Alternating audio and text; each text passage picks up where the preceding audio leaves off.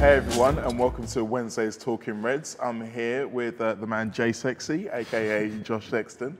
We're upstairs today. Thought we'd come and get a little bit more sunlight in while the lads are away. And yes, we are the ones who are still here in England. And yes, there are some lads out there in America having some fun times. But don't you worry, we've got plenty of good stuff to talk about. We probably should start with some American stuff though, really, should we? Technically, today is game day. Liverpool are playing a game against Manchester City. Well, technically the names on their shirts are Manchester City, but if you look at the squad list, there's not a lot of people there you'll recognise from the all-conquering team of last season. So I'll put this to you first of all, Josh. Do you see this as an opportunity for us to put down another marker against a team who we've had a lot of good results against? Or does it really not matter in that respect? I think if you're asking the sort of coaching staff and Klopp at Liverpool whether it mattered or not in terms of the result or laying down a marker, I think they'd probably say no. I think the main thing with pre-season is always fitness, and I sort of thought that with the Dortmund game the other day. I think I was actually speaking to my dad about it, and he was sort of saying how he wants to get results and he wants to beat City and United on this tour, and I was just thinking, like, I'm not really that bothered as long as everyone stays fit and we give people who deserve a chance to perform. I think if it's a Manchester City side, which is a shadow side of the side we saw last season with all the big stars missing, then the chance of you actually laying down any kind of marker with a win are pretty slim, to be honest. Yeah. I don't think they take any win to heart, to be honest, any loss to heart, sorry. Well, if you look at the players they've got, the only two of the guys who are at the World Cup they've got playing in the squad is Mendy and Bernardo Silva. Then they've also got Laporte, Riyad Mahrez, obviously, and Sane, who didn't go to the World Cup. And other than that, it's very few of the guys who are playing in the first team. So I think you're right. I think it's more about what we do and rather less about what they do. So let's talk about what we do. We've got a new lad who's joined. The man himself. The meme himself. Jedi Shaqiri. Now, do you think we'll get a chance to see him today? Do you think he'll be ready to go? Or, I mean, Klopp's one of those guys who likes to get his guys in training a lot, so it could just be a case of him turning up and, you know, posing for memes on the sidelines. Yeah, I think it is probably a week or so too early. I wouldn't be so sure if we'd even see him against United, maybe off the bench perhaps, but I sort of thought when Salah and Mane first joined the squad and the way that they've trained so far, and they're probably the ones you'll see making an appearance tonight. It seems to have took them a while for Klopp to sort of get them to where he wants them to be, and I imagine Shaqiri will be the same because he's been on holiday, hasn't he, since he left the World Cup with Switzerland. So I don't think there'll be a chance to see him tonight. Maybe he will be on the sideline performing his meme and taking a few more pictures, as he looks like he's been doing the past few days, and enjoying doing that, I assume. But no, I don't think we'll be seeing him on the pitch tonight. Although the whole Mane and Salah question is interesting because I don't know if any of you saw the clip of them doing the training on the treadmill and Klopp standing behind them like with his little camera kind of giving them encouragement. It was a really good and funny video, but it also kind of gave a little insight into how he feels about pre-season. It's like, oh yeah, you're meant to be enjoying yourself, but you're working hard. Yeah. And he was pushing them, and so it'd be very interesting to see whether or not that's actually come to fruition and they are in the team or not. I think if you ask Klopp, he'd probably say that they're the two main things, to be honest, is that it's about sort of developing a bit of squad harmony and sort of building up that camaraderie that you see, and that is part of going on these tours, I think, is that they get to communicate with the fans, but mostly get to spend a bit of time with each other. And I think you saw, I don't know if it was last pre-season or the one before, where he did the lottery in terms of who was going to go in which room with another person. So I think he is keen on doing that, but also the main thing is building fitness ahead of the season. So I would imagine if they were the two main things that you said to Klopp he could get out of a pre-season, they'd be the things he wants. I'm not sure if he's got a future as a social media manager. I don't think he's misplacing Sean Walsh anytime soon, to be honest. But well, I don't know. I mean, if there's some kind of a swap deal going on, maybe we can talk about it. But yeah, actually, that might I'd be into that. Yeah, that might be quite scary though. Actually, putting him in charge of the actual team. Okay, so let's talk about the guys who we're actually expecting to see. Now, obviously, we know that Joel Matip's come back here to England because of his injury, but he's allegedly only going to be out for a couple of weeks, so he might still be in contention for the first game against West Ham. Now, of the others who are still there, Virgil van Dijk, obviously notwithstanding, who would you like to see? In fact, who would you like to see partner Virgil tonight? Because obviously he's only going to play for 45 minutes. But for me personally, I still want to see more of him and Gomez together. Yeah. They've only really played 25 minutes against Dortmund. And I feel like in terms of the highest ceiling of the other guys, he's probably there, but he needs the reps, he needs the minutes alongside a guy like Virgil to be able to learn his position a bit better. Yeah, definitely. And I think one of the things that Klopp would say probably about Ragnar Klavan is that, you know, he's also a member of the squad, so he also needs to build his fitness. But I think the issue with us as supporters is that we sort of know what we're getting out of Ragnar Klavan. He's that sort of player who will give you a sort of 6 or 7 out of 10 every game, and I love him for that. I find him to be a bit of a cult hero, and I love the song that we've got for him. But I love that he had no idea about the song as well. That was brilliant. Yeah. I'd love to see the video of Gibbo singing it to him, to be honest. I feel like that's something that the world deserves. But I feel like we know what we're getting with Ragnar Klavan, and I feel like he's not the one that you really want to see in pre-season in terms of particularly partnering Van Dijk. Maybe if you have him and Nat Phillips together, as you saw the other night, then that's the one to sort of test, because it's an experienced player with a less experienced player. But in terms of a partnership that you want to see long term, then it's got to be Gomez and Van Dijk, and hopefully, like you say, Matip being injured is the opportunity for Gomez to do that. Although one thing I did point out on the video the other day, and it's part of Klopp's comments that Klopp has made before, is that he was telling Gomez about when he was injured to stay out the gym and to do less gym work, and it does look like he's visibly trimmed down, to be honest. So I'm wondering whether that's just Klopp's advice and he's trimming down on purpose just because of that, or whether Klopp still considers him to be a fullback and perhaps wants him to be a bit more light on his feet. It's interesting because it was actually Gareth Southgate who played him as centre-back before Jurgen Klopp did, so you never know, that might be, you might be right there, he might still be thinking about him as a right-back option.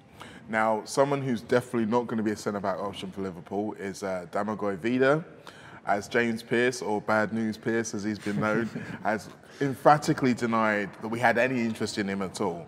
Now, this doesn't actually surprise me, to be honest. I actually was surprised by the links. It seemed very much like a World Cup kind of links. And when you look at the profile of the guy, he's 29 years old already. Besiktas were asking for 26, 27 million pounds for him.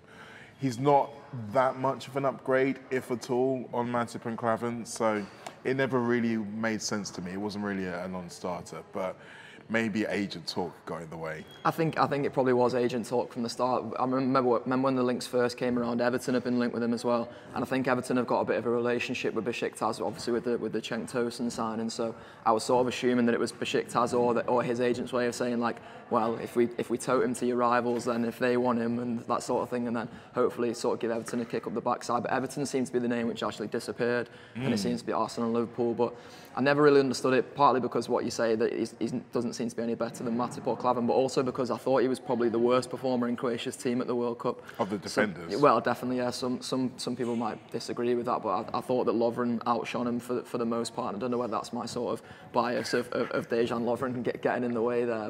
Maybe. Now, speaking of Besiktas, not a segue we normally do, but this time it's pertinent. They've been interested in one of our players, a goalkeeper, so to speak. A guy who we know. Not Karius, no. And not Alisson either, before you say. Oh. It's Mignolet. Simon Mignolet is reportedly, according to TalkSport, exciting the people of Besiktas to the point that they might be putting a bid in for him. Now, obviously, we've been through the whole Mignolet thing. We can see he's probably not really got a future at LFC. I can see this being a good move for him. I mean, I know that Barcelona was mooted, but I feel like this is a club that can give him European football, give him a chance to trophies, and more importantly, they're probably going to give us the money that we want for him. Yeah, the Barcelona thing was quite bizarre, but I think it would have almost been like the perfect move for him as I think he's about 30 years old now, so sort of someone who's probably heading towards the twilight of their career, to play a couple of years there as the backup goalkeeper and probably have a better chance of winning trophies, albeit not the Turkish league. No, like he could and he goes in a very keen Liverpool tradition of goalkeepers going off and winning trophies on someone's bench, like Pepe Reina did at Bayern Munich and Dudek did at Real Madrid, so you can see the lineage there. I think Besiktas is probably a better bet for him.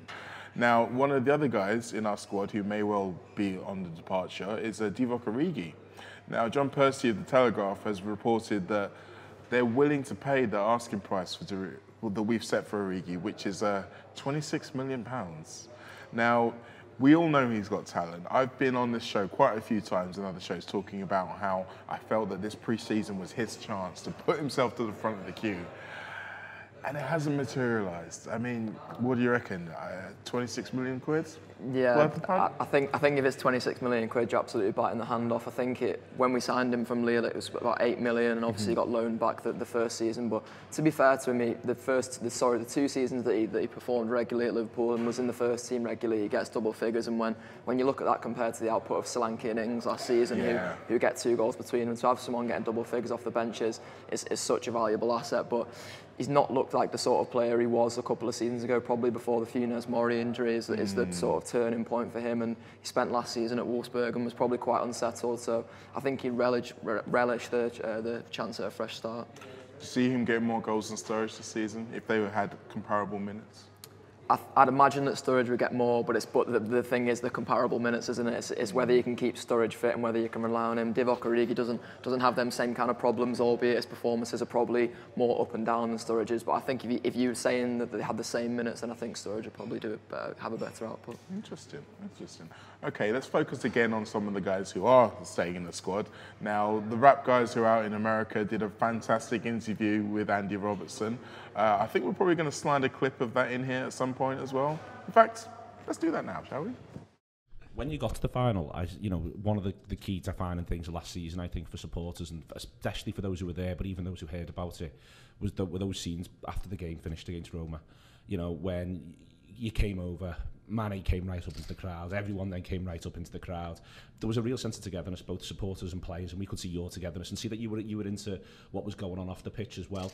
Did that, what was the dressing room absolutely buzzing about all of that, about what that felt like, about not just making the final, but getting to have that connection with the supporters in that moment? Of course, I think, this club's good at, the players and the fans, I think, have got a good relationship, but I felt, the last 6-7 weeks of the season, last season, I think we all really came together, and it was probably since the Man City game, really, at home in the Champions League. I think, the way the crowd reacted and, the way we reacted to them putting in a good performance, and then, obviously getting through to the semi-final. I think from that moment on, we really felt that, we were all in this together, and it felt like that. And like you said, the scenes at the end of the Roma game was special. I think 5,000 or whatever were there, and you could see them enjoying it just as much as us. And I think a few of the lads after the game, we were clapping the fans, and then everyone headed in. But we were, we might not never get to a Champions League final again. We obviously hope we do, but you just never know. And I think we were really of a sense of, let's go and enjoy it. The fans are getting locked in for an hour and a half or whatever it is, so why not go out and just enjoy the moment and celebrate with them. And I feel as if that 15-20 minutes was special, and obviously the gaffer and all the staff came with us, and all the boys were together, and it was obviously after the changing room, once we went in, it was like we've made them happy and proud, and now we just have one more step. But of course we never made that step, but I think hopefully this season it will still stand us in good stead, that the fans and us will keep that kind of relationship, and hopefully it can bring us trophies.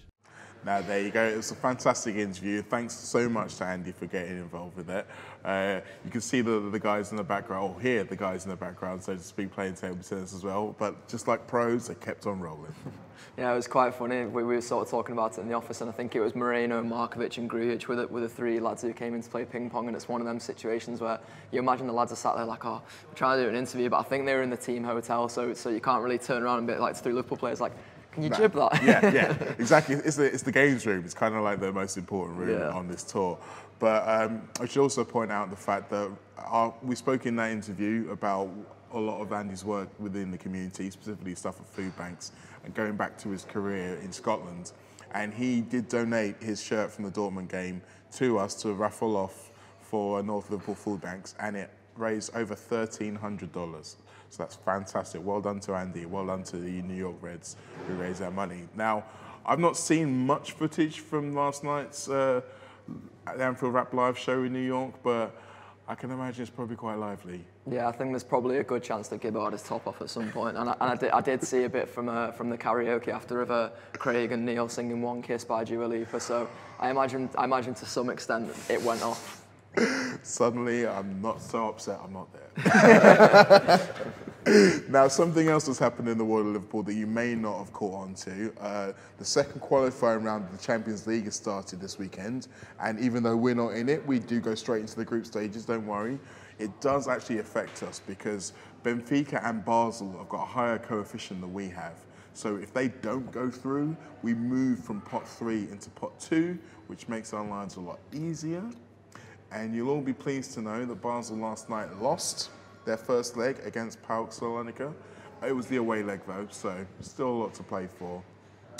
But the Benfica, they're playing against Fenerbahce, and that's not until the next round. Now, I've got a theory about this. I'll see what you think about it. Now, obviously, Fenerbahce have been interested in Marko Grujic, slightly more interested than we've been anyway. So what say we loan him out there, let them beat Benfica, do us a nice little solid. Maybe if it's only for 6 months, you can bring him back, offer him a few more appearances as a way of saying thank you. Yeah, I think if UEFA are watching this, Mo, you'll be getting done for collusion or something like that. I'm spitballing here, Josh. Honestly, this is all conjecture.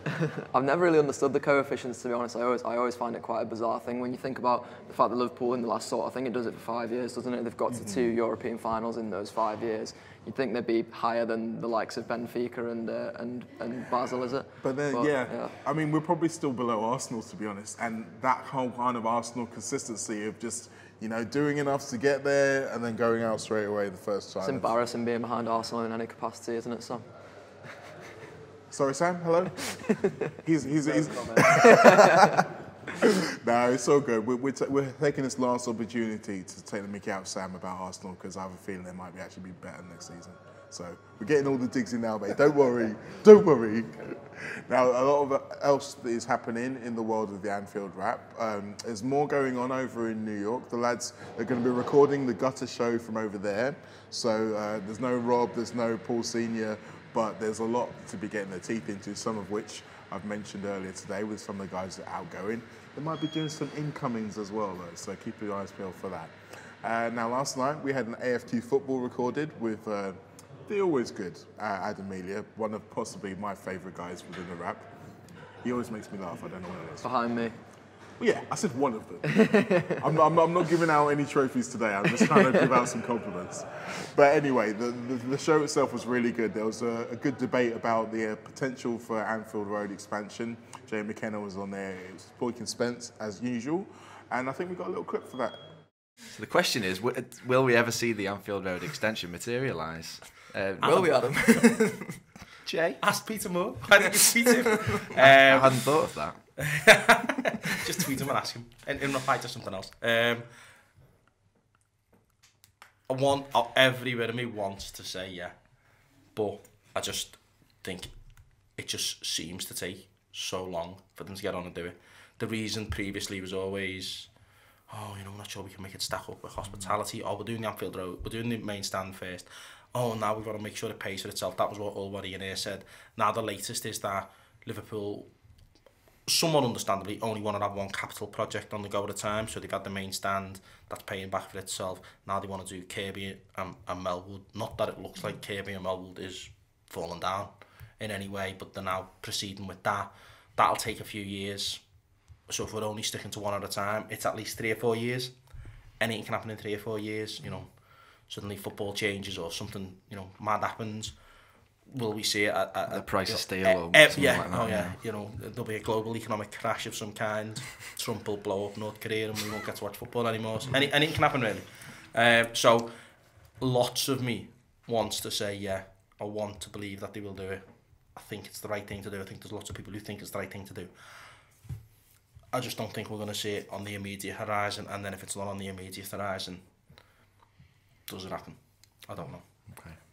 And something else a little bit extra for you, because we're just that nice. We've got a special about the Brazilians who come into our club over the last couple of weeks, as well as one who's been there for a few more years. Now, this was your baby, Josh, so I thought I'd let you talk about it for a change. Yeah, it was actually Craig Hannon who's the organiser, so I can't take full credit, but I did conduct the interviews with Matt Wilshire. He used to be he's a former coach in Brazil. He worked at Fluminense and Cruzeiro, among a few others, and did some work for Cambridge and New York Red Bulls in the past, so he's got a really vast knowledge, particularly of Brazil.